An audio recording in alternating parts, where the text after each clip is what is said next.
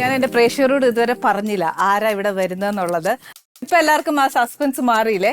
പിന്നെ ഈ പറഞ്ഞ പോലെ സാർ പറഞ്ഞ പോലെ ആദ്യം ഒരു കാര്യം ചോദിച്ചിട്ട് ഞാൻ സാറിന് അഡ്രസ് ചെയ്യുവേ പ്ലീസ്.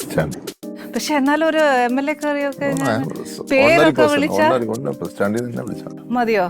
ഓക്കെ, ഞാൻ വിളിച്ചോളാം. ഓക്കെ, അപ്പൊ ഞാൻ എന്റെ പ്രേക്ഷകർക്ക് പ്രത്യേകം ഇൻട്രൊഡ്യൂസ് ചെയ്യേണ്ട കാര്യമൊന്നുമില്ല.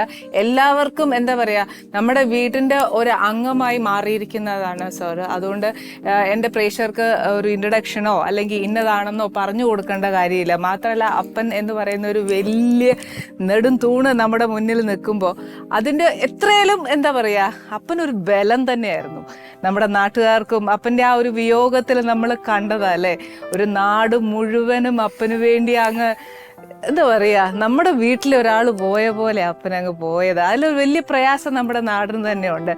അതെല്ലാം അവിടെ നിൽക്കട്ടെ. ആദ്യം ചോദിക്കാം, നമുക്ക് ഫ്രം ദ ബിഗിനിങ് തുടങ്ങാം. എങ്ങനെയാ സാറിൻ്റെ ഒരു പഠിത്തം, ഇപ്പം ഈ രാഷ്ട്രീയത്തിൻ്റെ ഇടയിലുള്ള ഒരു ലൈഫ്, അപ്പൻ്റെ ഒരു ലൈഫ്, പക്ഷെ പഠിത്തം നിങ്ങളുടെ ഒക്കെ? ഞാൻ സ്കൂളിങ് മൊത്തം ട്രിവാൻഡ്രത്തായിരുന്നു. കാർമൽ സ്കൂളിലായിരുന്നു ജോയിൻ ചെയ്തത്. പിന്നെ ലയോള, സെന്റ് തോമസ്, 3 സ്കൂളിലായിട്ട് ഞാൻ കംപ്ലീറ്റ് ചെയ്തു.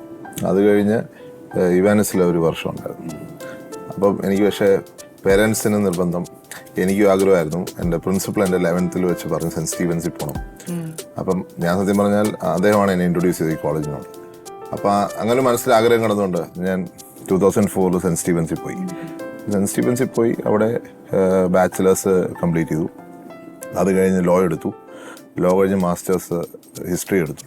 അത് സ്റ്റീഫൻസ് വഴിയാണ്. പക്ഷേ സ്റ്റീഫൻസിന്റെ പ്രത്യേകത വെച്ചാൽ, ഡിയുടെ പ്രത്യേകത വെച്ചാൽ കോളേജിന്റെ പേര് കാണും, പക്ഷെ പഠിത്തം ക്യാമ്പസിലാണ്, യൂണിവേഴ്സിറ്റി ക്യാമ്പസിലാണ് മാസ്റ്റേഴ്സ്. അപ്പോൾ അവിടെ മാസ്റ്റേഴ്സ് ചെയ്തു.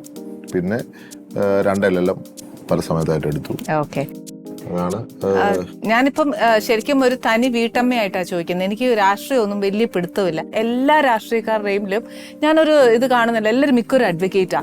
അതന്നെ അവരങ്ങനെ ആവുന്നതാണോ അതോ അറിയാൻ വേണ്ടിയിട്ടാണോ? ലോ എന്ന് പറഞ്ഞൊരു പ്രൊഫഷന് അതിന്റെ ഒരു അർത്ഥവ്യാപ്തി ഭയങ്കരമാണ്. അപ്പം ലോ ഇരുന്നുകൊണ്ട് തന്നെ പൊളിറ്റിക്സ് നമുക്ക് ചെയ്യാൻ പറ്റും. അപ്പം പൊളിറ്റിക്സ് എന്ന പ്രൊഫഷന് ഇൻകം ഇല്ലാത്തൊരു പ്രൊഫഷനാണ്. അപ്പം അതിനെ ലോ സഹായിക്കുന്ന ഒരു കാര്യമാണ്. ഇപ്പം നമ്മളിപ്പോൾ ഡോക്ടറാണെങ്കിൽ ഫുൾ ടൈം അത്ര എളുപ്പമല്ല എൻ്റെ കൂട്ടത്തിൽ പൊളിറ്റിക്സ് ചെയ്യുക. ലോയിലെ പഠനം നമുക്ക് മാനേജ് ചെയ്യാവുന്ന പഠനമാണ്. അതിന് ഇച്ചിരി ലോജിക്കും കാര്യങ്ങളൊക്കെ അറിയാമെങ്കിൽ നമുക്ക് ഒരു വിധം പിടിച്ചു ചെയ്യാം.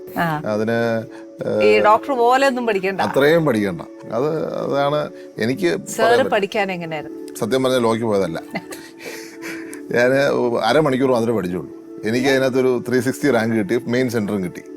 അതുകൊണ്ട് മാത്രമേ എനിക്ക് തന്നെ അറിയാലോ, അതുകൊണ്ടാണ് ഞാൻ അതങ്ങ് എടുത്തത്.